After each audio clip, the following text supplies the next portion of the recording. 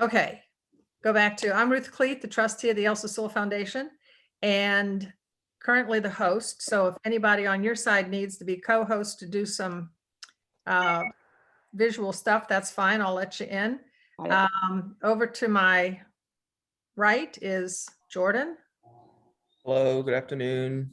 Jordan Cleet Kusher, the program officer for the Elsa Sewell Foundation. Hi, Jordan. Pass it off to somebody, Jordan. Dick, you're in the middle of my screen, so you're up next. Okay, Dick Murgatroyd. I'm a member of the Elsa Sewell Foundation. I've worked with Elsa for about 25 years. Andy. Hi, Andy Kusher, one of the board members. Frank. Frank Hicks, board member. And Betty. Betty Bravo, board member. Okay, it's off to you all. Yeah, perfect. Well, it is so great to meet you all. One, we are just so appreciative from Pink Ribbon Girls to be able to have gotten to this point. I know I got the email from Jordan when we submitted our LOI and said how competitive this process was. And so the fact that we're here right now, we're just so appreciative and grateful to be able to present to you, and we really appreciate it. And so my name is Julie Miller. I am the regional director in the Cincinnati region for Pink Ribbon Girls. And then I'll hand it over so we'll just introduce ourselves. And then Okay. Ruth, I will be the one that presents if you want to let me be the co-presenter. Sure. I will hand it off to Vicki. Hello, I'm Vicki Varvel, the Vice President of Operations. I'm just right outside the room of all of the others, so they will introduce themselves one by one.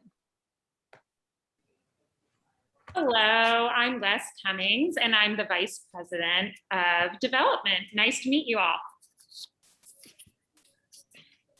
Hi, my name is Laura Davenport, and I am the program manager here.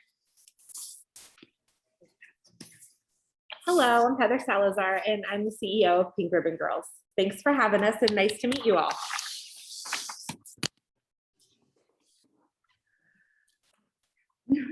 Okay.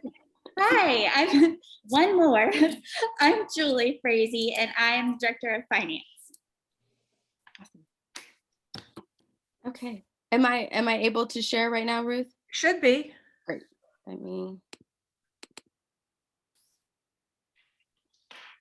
And everyone can see my screen? Yes. Great. So Heather is going to be kicking it off for us.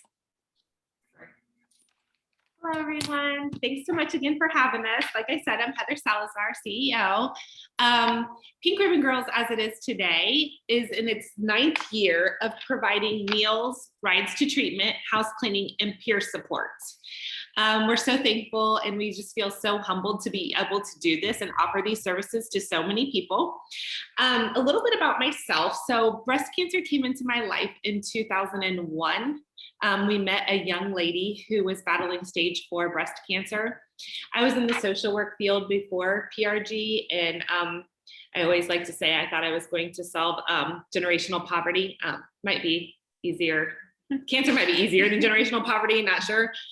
But I had always just had a passion for inner city. I started a reading program when I was 14 and 15, and it was just near and dear to my heart. So when I met this young lady, she was battling stage 4 breast cancer, 23 years old, raised in the foster care system, grew up in 17 different foster care homes, and had metastatic breast cancer. I couldn't even fathom that. She rode home from her mastectomy on the RTA bus. Like, that was her support. And so she really, really wanted to find a great home for her baby. And so I called and helped her, and we called some people that were battling and struggling with infertility, and they didn't just feel comfortable because of the color of her skin and the difference in diversity, which made me not like those people so much, just being honest. So I went home and I told my husband, I was like, I think we have to adopt this baby. I just can't stop thinking about her. I can't stop thinking about her mom. And Steve was like, we have 3 kids and Kara is 18 months old. And I said, I just don't think that's a problem. I just think that's fine. And he's like, oh my gosh, Heather. And I'm like, just think about it. Just pray about it. Just think about it. And so like, I couldn't sleep for 3 days, couldn't sleep. I'm like, okay, don't think about it. Just meet her mom. Just meet her mom. And so she wanted to meet at the Meijer parking lot in the produce section, actually, because she could take the bus to get there. And she came storming in, and she was like 100 pounds sopping wet in this bright pink, hot pink curly wig. And like my husband's heart melted in a puddle right there. She's like, I don't want my baby to have the life that I had, and I need to find a home for her. And so that was it. We bought her some groceries and we sat there for 2 hours and talked forever. And the next day we got an attorney on behalf of Alexis, her mom, and us. So 5 weeks later, we had a new baby. We spent the next year taking Lexi's mom to treatment, getting her support, and she passed away at the age of 24. And so to see someone 24 years old pass away was very hard, and the lack of support and the lack of going to treatment, I can't imagine. I mean, I really can't imagine.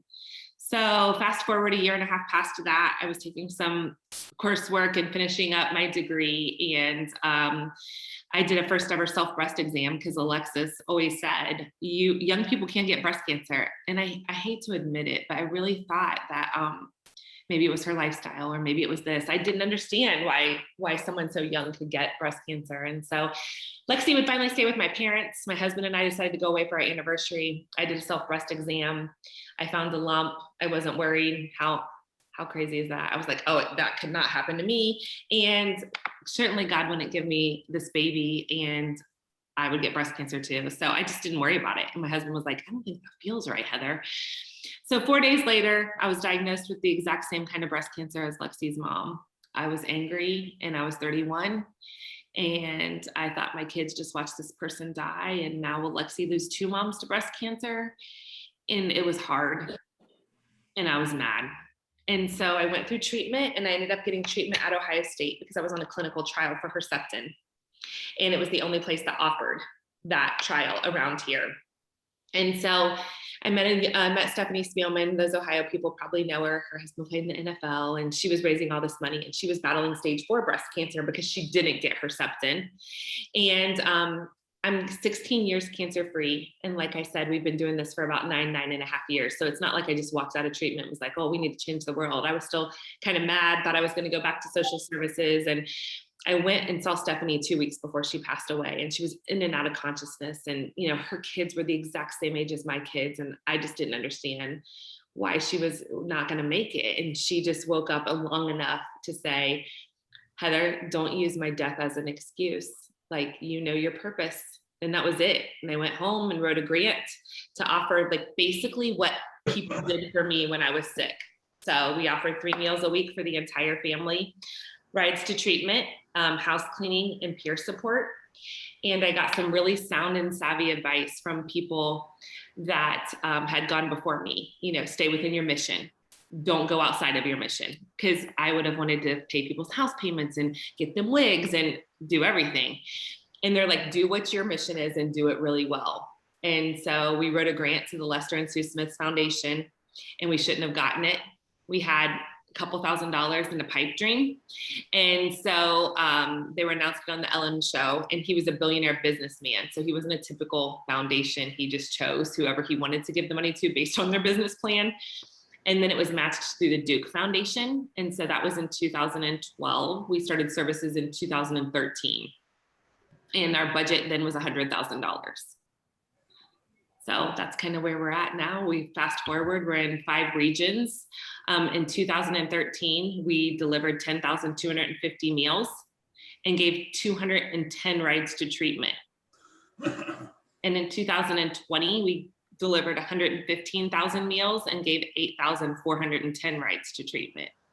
So it's been quite a growth, and it's very exciting and humbling. And sometimes I pinch myself that we have so many great people like you all that come around us so we can continue these services. Okay, I've talked too long now. Your turn, Julie. Well, we're going to move it on to Wes Cummings, who's going to talk a little bit, because I know that in particular, you all really wanted to know about our COVID response and how last year really did impact our organization. So Wes is going to talk a little bit about how we moved through last year and got stronger on the other side. Thanks, Julie. So for us, you know, providing those meals each week for each family member is vital to our program working. So it's not just about the person that's going through the treatment, but it's also about the family members. So the meals per week, like Heather said, is typically 3 meals per week per family member. But in April, because of everything that was going on in our world, we decided Heather, Vicky, and I had a discussion, and it was very scary, but we did make the bold decision to move that from 3 meals a week to 5 meals a week.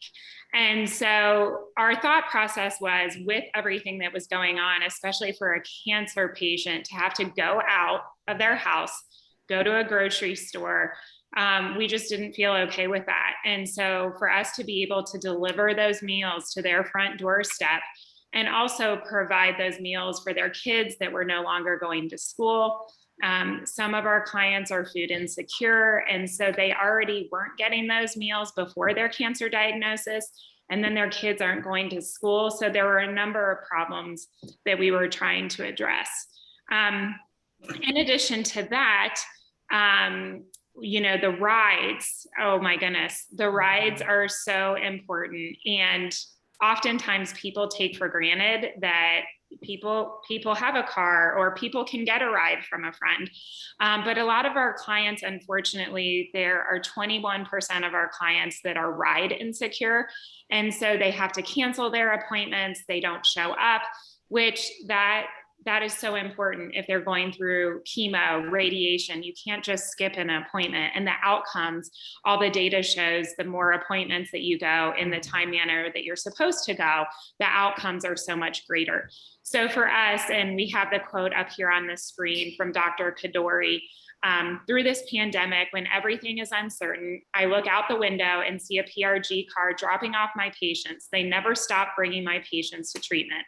And Dr. Kadori had shared with Heather, she literally was in tears because she couldn't believe we were still doing what our mission was. And I will say, we were extremely proud of that. It definitely wasn't easy, but we knew we had to find a way because of our mission and because of our clients being so important to us. And then the last point, is our peer support and education. And I often say, when we talk about all of our services, sometimes the meals, the rides, the house cleaning kind of overshadow peer support.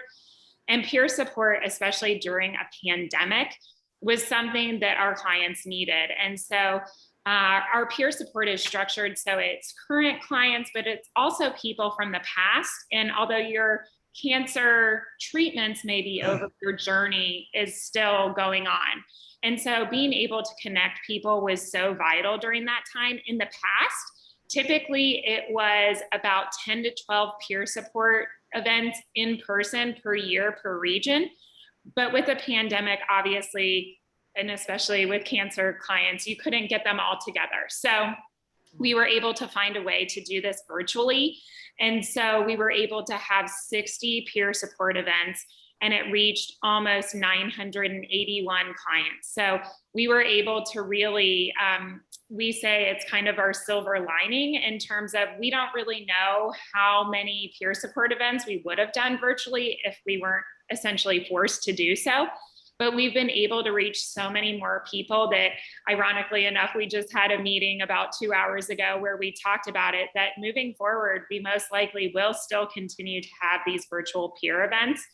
And as Heather touched upon, although all this happened and although it was hard and challenging, our community supported us, our donors supported us. And so you can see here the different figures in terms of over 115,000 meals, 8,410 rides to treatment. The house cleaning, it was sporadic because of the pandemic. So we suspended it, we brought it back, and then, due to everything. So the house cleaning numbers aren't as great as they usually are, but for good reason. And then of course, the peer support events that I just spoke of. So in a nutshell, the work that we do on a daily basis, we feel like it's very important. That's why we're all here. And I know the pandemic continues to be a challenge for everyone, but we knew with the work that we do, we had to find a way to still support our clients because they need us so greatly. So I will turn it over to Julie. Yeah. And we really wanted to highlight, even during the crazy pandemic year, we really knew that our service was, instrumental as always, and that we were able to provide our 500,000 meal during the pandemic. And we really wanted to celebrate that because it shows that we were able to continue to provide our services to the clients and families that need us the most. And so we are very proud of that highlight last year. Additionally, I wanted to just to talk through these next few slides will be specific to the tri-state and the 12 counties that we serve within the Cincinnati region. So last year we were able to provide over 27,000 meals to our clients within the Cincinnati region, and that was an increase of around 1,000 meals. You'll see that we were able to provide 11,190 rights to treatment. And that was about the same level that we had done in 2019. And that really is because every client can really be able to tailor what they need for them. And so we do factor in about a 10% increase into our client count and services every year. But at the same time, it really kind of depends what our clients need at that time. And then as you can see, house cleaning is always a much requested service because, as I always say, no one likes to clean their house when they're healthy. So who wants to clean their house when they're going through a cancer treatment? So unfortunately, clearly we would have to pause a little bit of that, but that figure is lower than what we see from previous years, but understandably so. And then I just wanted to kind of talk again, this is just for the 12 counties that would be able to help be funded through the Elsa Hazel Sewell Foundation. So 83% of the clients that we serve are breast cancer patients. That makes sense just how pervasive breast cancer is within the community. 1 in 8 women will be diagnosed with breast cancer throughout their lifetime. So we do serve more of a majority of breast cancer than gynecological cancers.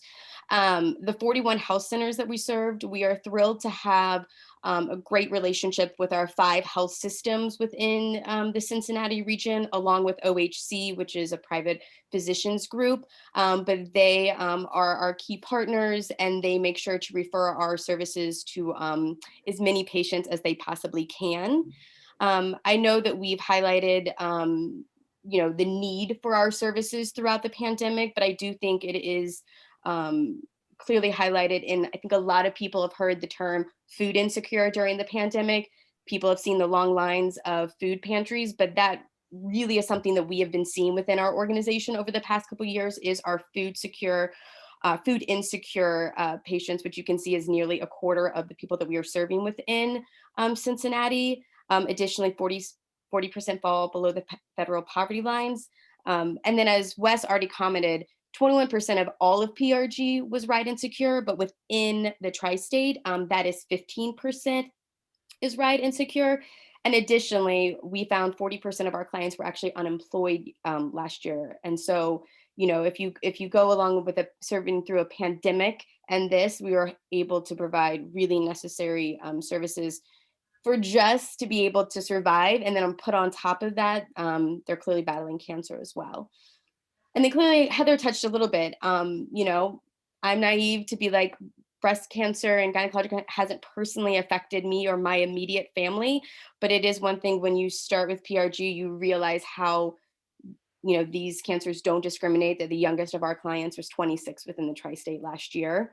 And we were not thrilled, but we were thrilled to be able to provide services to clients that really do need us. So we were able to provide our service to 504 clients, which was an increase of 14% from the year before. If you take a totality of the household that we're serving, it was actually a 29% increase from 2019. And so it's one of those that we know our services are needed. They're being referred in high numbers. And we're reaching out to, additional partners like Elsa Hazel Sewell Foundation to really make sure that people know the impact that we're making in the community. And so we hope to be able to never turn anyone away because that's something that we have never done in the past. And so we're excited to continue to expand upon our brand and our mission within the tri-state.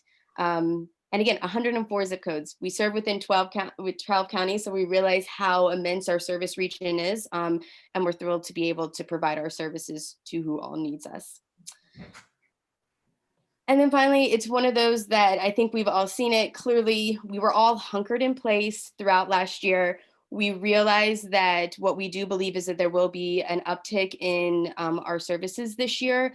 This is a very modest, prediction that we thought, from the Centers of Disease Control say 4 in 10 people didn't go to the preventative health screenings. We've seen figures as high as 80-90% not going to their preventative health screenings. So we do think that will in turn impact our services for 2021, which I am then going to go over to Laura Davenport, who is our program manager, who's going to talk to a little bit of what we've seen and then also how we evaluate our program throughout the year. Hi, everybody. So a couple of things. We have 2 programs. The first one is Simply Fight, and then there's also No Age, No Stage. With Simply Fight, these are for our patients who are in the early stages of cancer. For breast, that's stages 1 through 3, and for gynecological, that's stages 1 and 2. And then the No Age, No Stage is for breast, that's stage 4, and gynecological stage 3. The reason for the differentiation is the amount of services that they need and that we provide. For the Simply Fights, they get about 2 months of service. For the No Age, No Stage, about 6 months of service. And that's equals out to 8 weeks of food for Simply Fights and 6 months of food for No Age, No Stage. And then they also get 30 rides of transportation as well. The way that we intake new clients is first is the relationship that we build with our hospitals. We reach out to physicians and social workers, let them know what our services are and that we're here to support those who are going through breast and gynecological cancers. And then if they make the referrals to us. Once we get a referral, we end up spending between 20 and 30 minutes usually talking to each and every client, seeing what they need, what their struggles are, whether that's meals, transportation, rides, and pre-COVID house cleaning as well. And then we also listen to them, see what else they're going through. And if we're able to make a connection for them for other services, we do that too. I say 20 to 30 minutes as usual, but sometimes we're on the phone with them for an hour.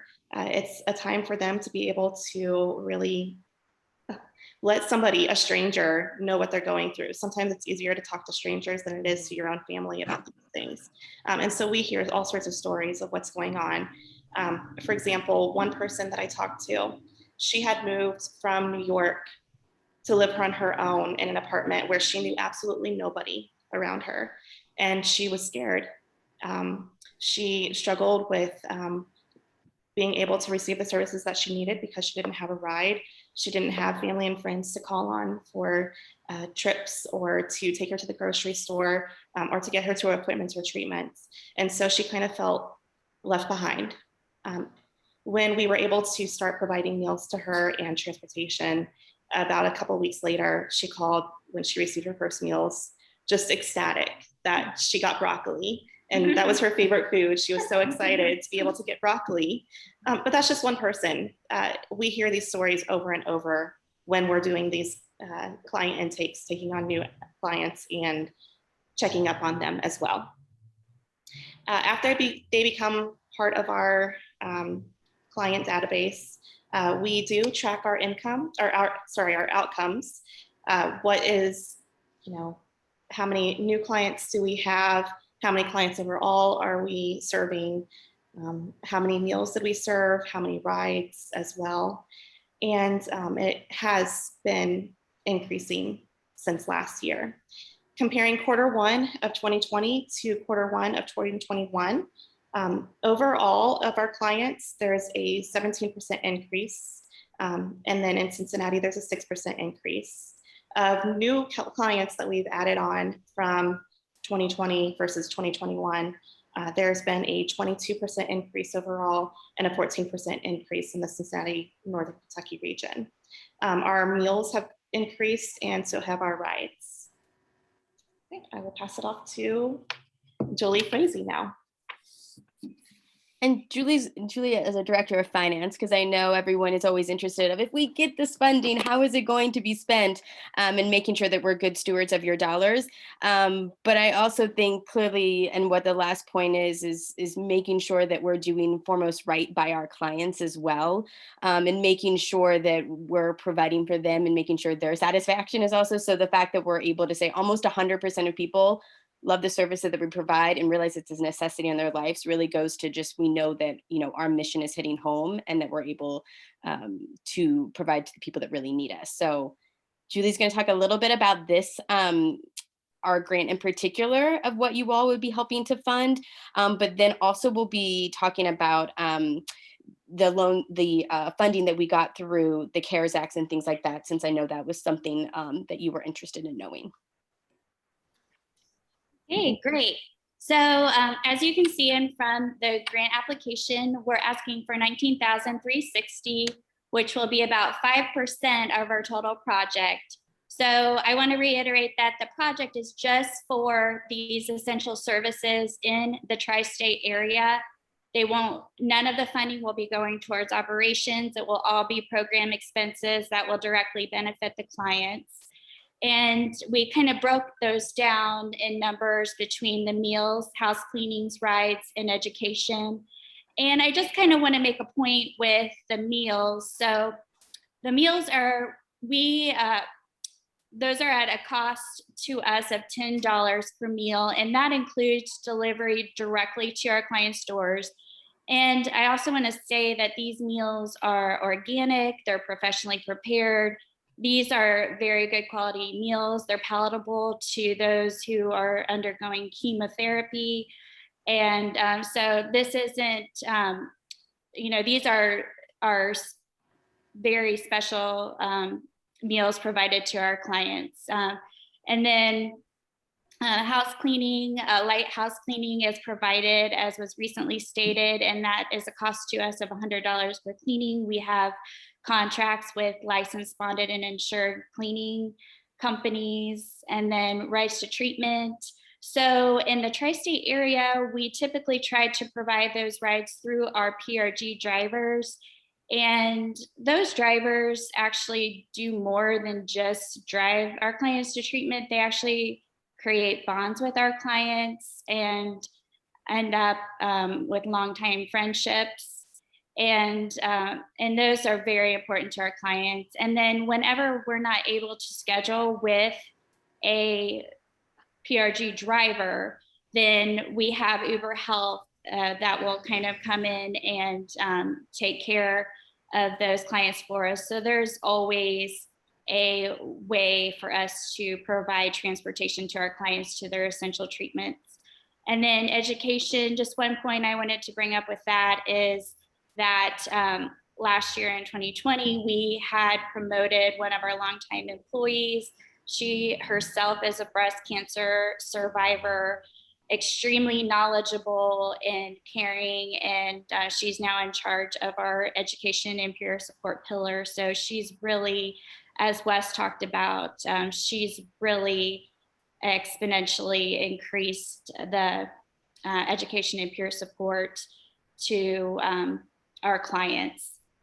And then also, as previously mentioned by Wes, we had really increased the number of services that were given to our clients during the pandemic. And in order to do that, as you may know, or at least think, the fundraising events were significantly cut last year during the pandemic for safety reasons, of course. And so we really had to, as an organization, think outside of the box to try to receive funding to cover all of these increases in specifically meals and rides to treatment. So one way that we did that was we applied for and received forgiveness for the PPP loan. We applied for and received forgiveness for the EIDL advance. We also just went after every single opportunity that we could find as far as funding from different foundations and counties with emergency COVID funding. And we tried to receive whatever funding that we were able to get. And we were very successful in that. Thankfully, last year, that was very helpful. And then finally, just our client, or our donors, and our donors were just absolutely amazing. They went above and beyond for us, our hospital donors or individual corporate donors, they all really stepped up and help us provide these additional services. And you all, we're almost done with the presentation. If you have any questions, we'll only need about 5 more minutes of your time that you can make sure to ask questions if you have anything about it. And I did want to highlight one thing about the meals. I would say also a highlight of last year was being able to partner with our national partner Sunbasket. As we continue to grow our national footprint, we realized that we needed to put something in place that logistically could help us do that. And so we started partnering with Sunbasket, who provide coast to coast, wherever we want to go, they would be able to help provide the meal support. It's also, since everyone was looking at budgets, it was an expense savings as well than having to do clearly individual regions. So that was a huge partnership for us to bring on during the pandemic as well.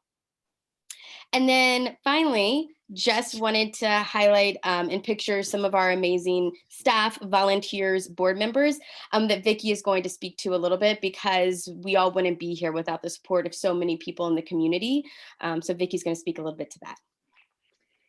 As you can imagine, there's no way we could do what we've just laid out for you without tremendous people around us, and that starts with our staff. We have 12 full-time employees and 15 part-time employees.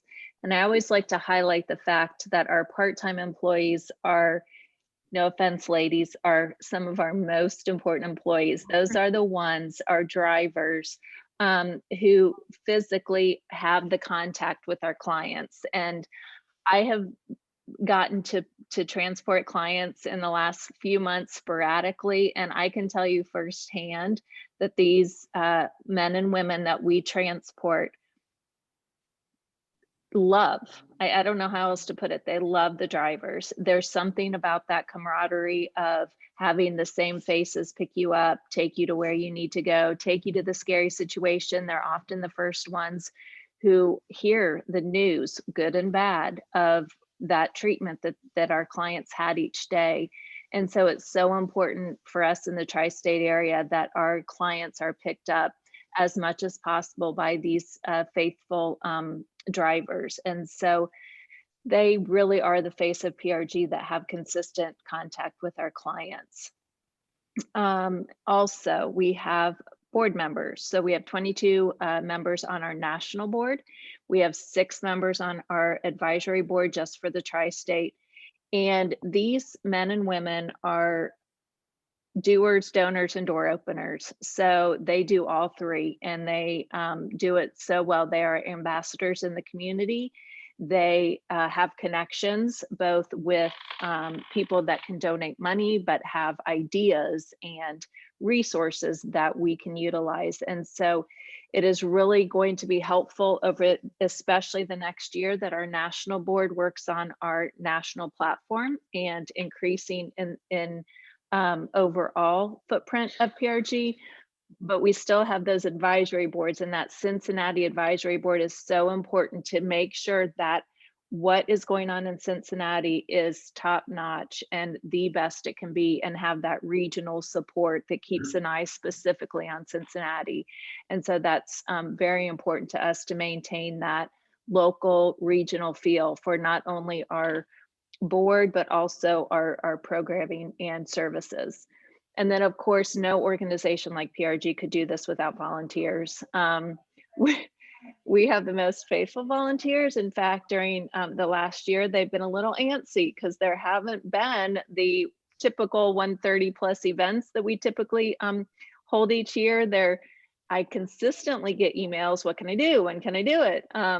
And that is a great problem to have. We have volunteers that do their own thing and host events from start to finish, donate to PRG. We have volunteers that pitch in at our events. We have volunteers that come into the office weekly and sit down at a desk and hammer it out. So we could not do it without those people. So as you can see, it's a team effort. It's not just the staff. It's certainly not just the board or the volunteers. As a whole, we want to make sure that we are the best from in every region, and every region specifically gets that eyeball attention that we expect from our advisory board. And then Julie there in the Cincinnati area. So I'll let you finish it up, Julie. Yeah.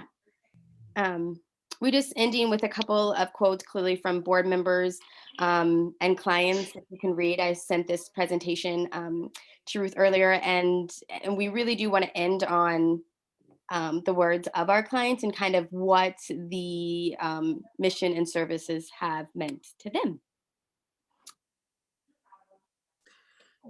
Do you ever have any call for childcare?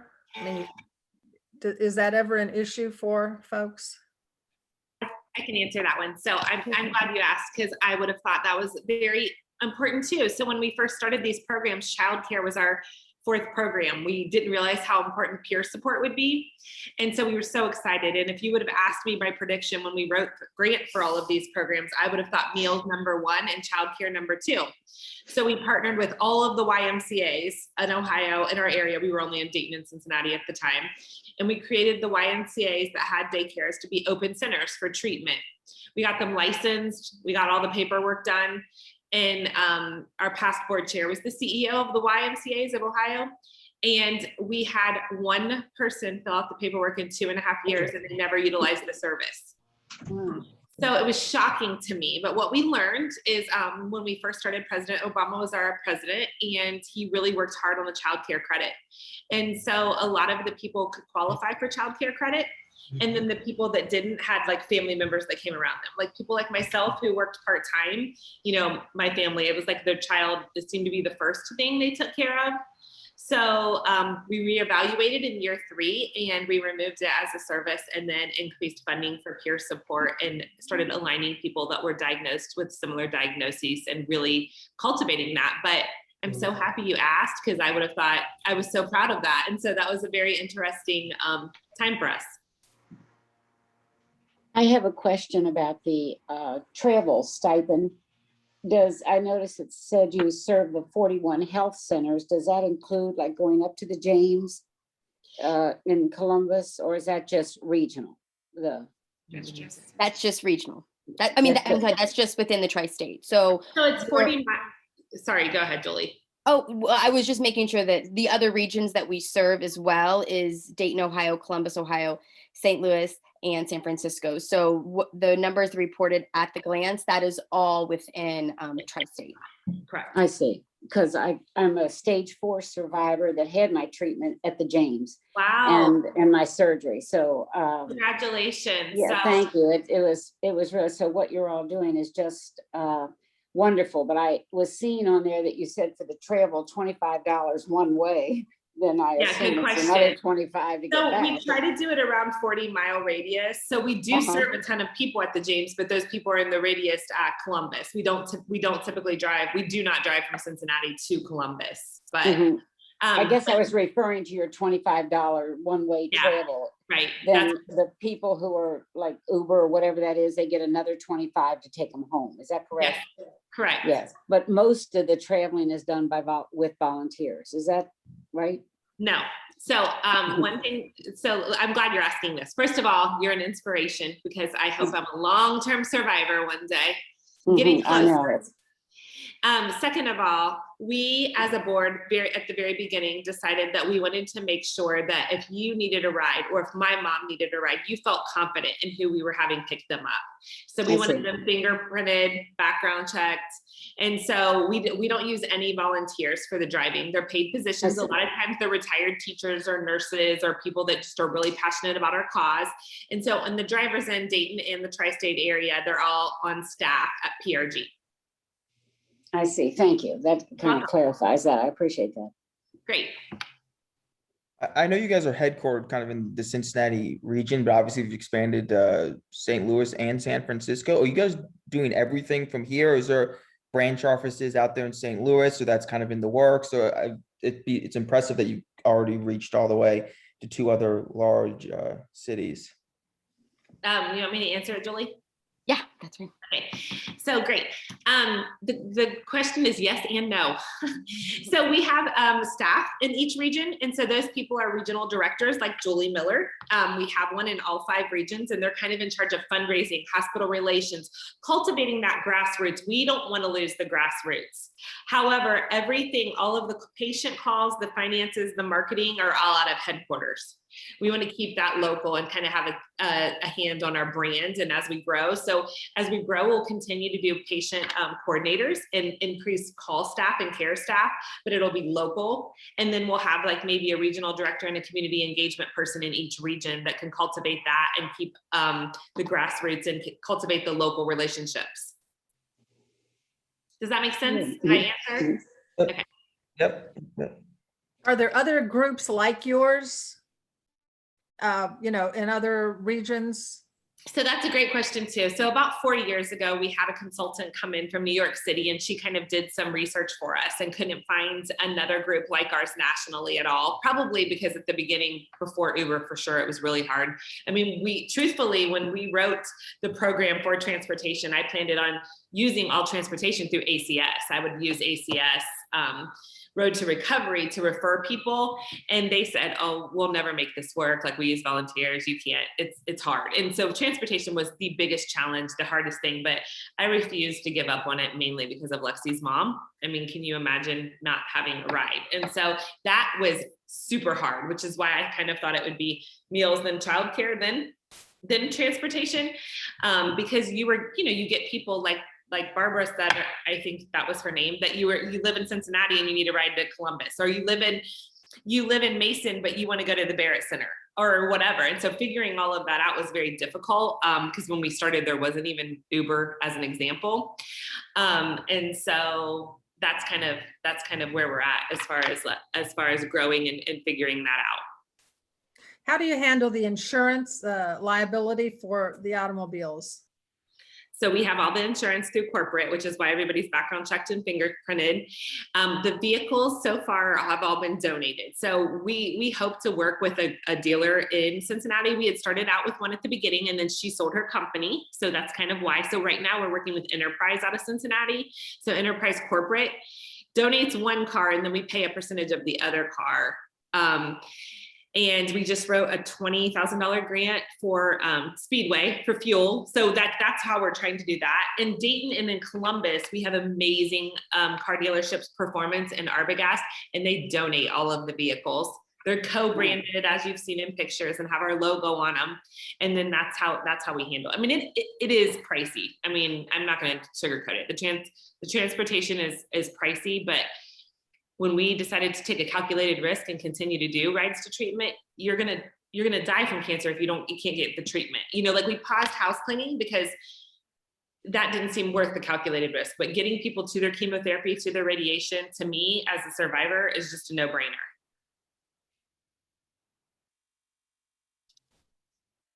I saw in your application that you said clients receive services for 2 months. Do they have to reapply for additional months? Is it 2 months per year, or is it kind of as needed? How does that work? I'm gonna let Lori answer that. So honestly, the 2 months is kind of soft. We provide 2 months of service for meals, but then the transportation, if they need transportation for longer, it's more based on 30 rides. Okay.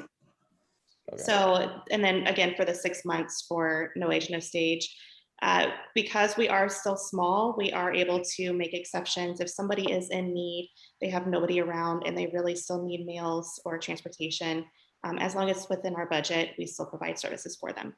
And then the peer support, of course, goes on as long as they want. The one question I would like to say, or the one comment I would like to say, to add on to Laura. So if you start out early stage and you reoccur, we serve you again. We don't just say, oh, we served you in the early stage, we're not serving you now. You don't have to reapply. You can just call back up and we start the services back up if unfortunately you're re-diagnosed.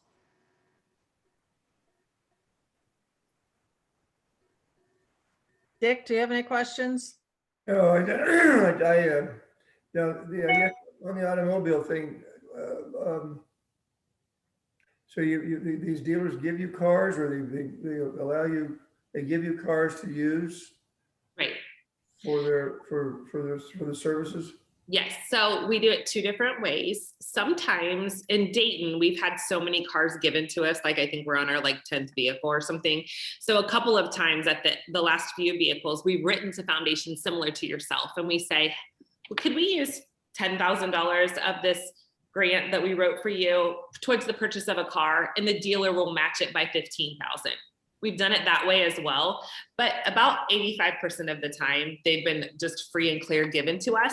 And so it says Pink Ribbon Girls provides meals, house cleaning, rides to treatment, and peer support all over the vehicle. And then it said sponsored by Performance, sponsored by Dave Arbogast Vehicles, or proudly supported by. So. Okay. How many cars are in your fleet? Because I mean, how many people do you serve a day that you would need to have all these different cars lined up to do? I think 9. I think we have 9 cars. We have 9 cars in our fleet right now that are active.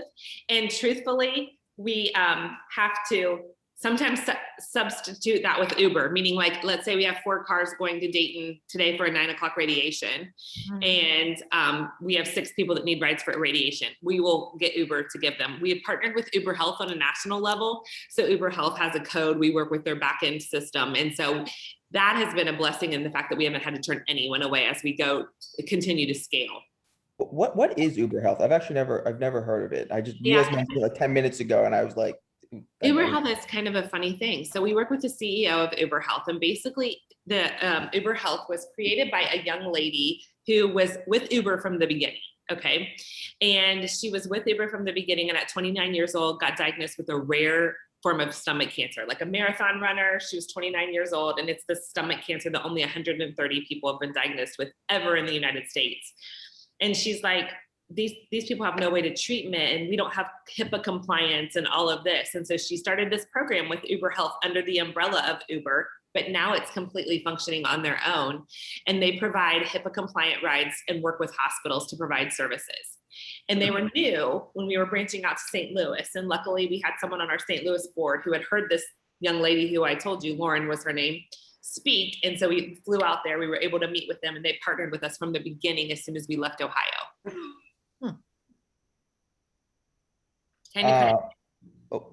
Sorry, go ahead. What? I said, that's kind of crazy to me. Yeah. I mean, it is, right? I mean, how are we in this little place in Ohio and partner with Uber Health and Sunbasket, and it's been fun. And don't forget to tell them we had a meeting with Lauren this week, and she's expecting a baby. Yes, so that's very exciting. Cancer treatment after what she's been through. I just had one more question. I feel like, Julie, you called me maybe a couple months ago, but how did you guys hear about the Elsa Sewell Foundation originally? Google searching just foundations that we felt that we were aligned to. I will say that I have been talking with Tess Brown, who is with the Community Horizons. And so she was just really great in being like, don't forget about places that are in Northern Kentucky. And so it was really just kind of figuring out which ones we were aligned to. And when yours popped up, we're like, fantastic. I mean, the fact that, Elsa's dad was in healthcare, and it's just one of those to be like, there's so many buckets within your foundation that we felt like we would just be really aligned to your all mission. And so here we are. So, and if we could, I know we have a video, it's like 2 minutes. I would love to maybe just end on this, and just, you can hear from our clients. I think it would definitely sum up of everything that we've talked about today. Absolutely. Let me start sharing my screen again.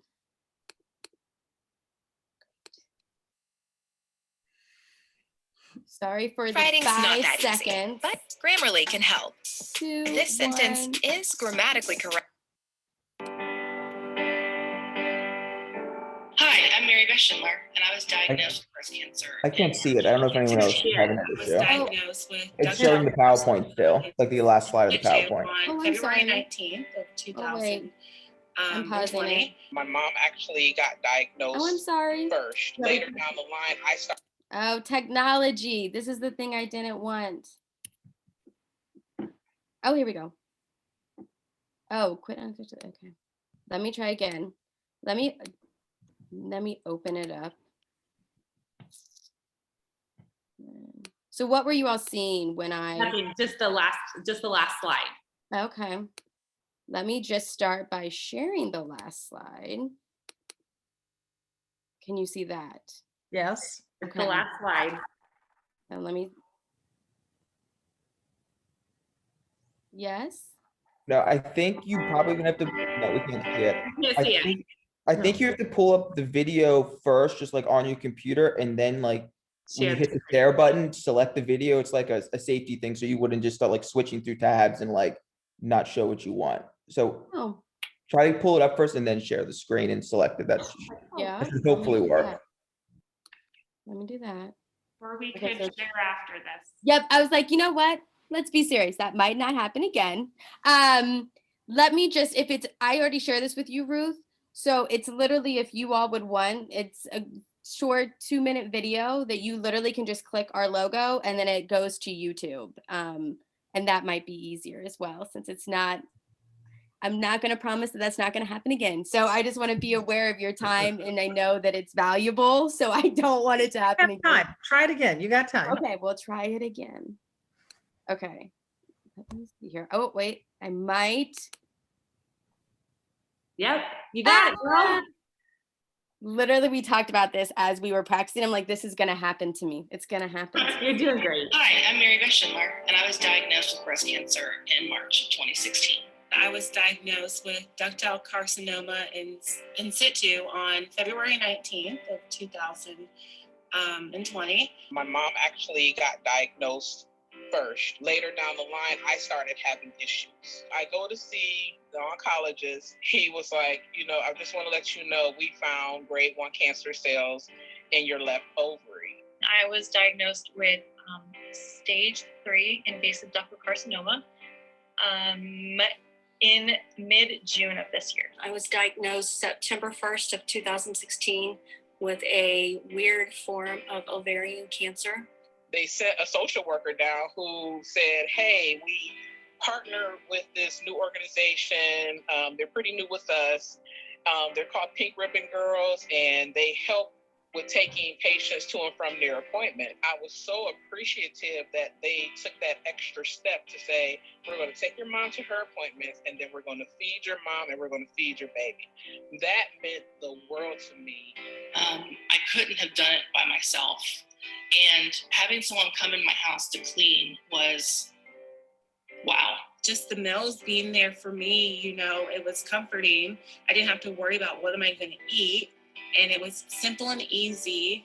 And just the fact that there's an organization out there that's doing that for women who are in recovery from breast cancer, it meant a lot to me during that time. The mission of Pink Ribbon Girls, the mission of Sun Baskets fit nicely together, and we're really happy that we can help support people in periods of times in their life with great needs. Instead of complaining that our feet hurt as we take the journey, we're singing as we're going.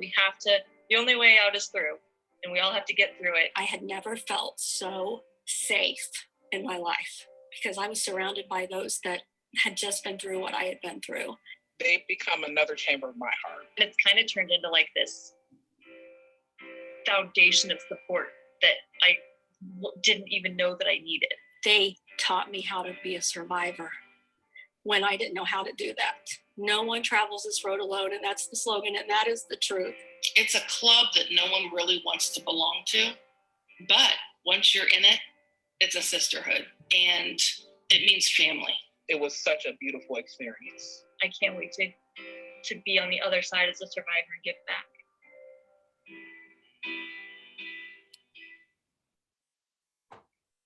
Very nice. My name is Ellen Waldron. Oh, and and I'm so sorry. I'm part of What a Girl Wants events for you.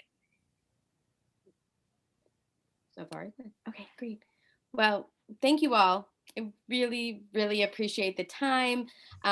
If you all have any questions after this, I am happy to answer any through chat or email. But again, we know this is a competitive process, and we're just very grateful to have been able to present our mission to you all. And also just thank you for doing what you're doing. I saw how much mission and support you were able to provide the community during 2020. And I know those organizations were so appreciative of you being able to continue to provide during such a trying year. So that clearly means that you all are so focused on your mission as well. So it would be a thrill to be able to partner with you all. But just thank you for what you're doing as well. Thank you. Our board meets at the end of this month on April 29th. And we usually like to get back to everybody within a week of the meeting. So the first week of May, you'd be hearing back from us. Okay, that's awesome. Thank you so much. Thank you for all your questions and thank you for researching us and listening to us.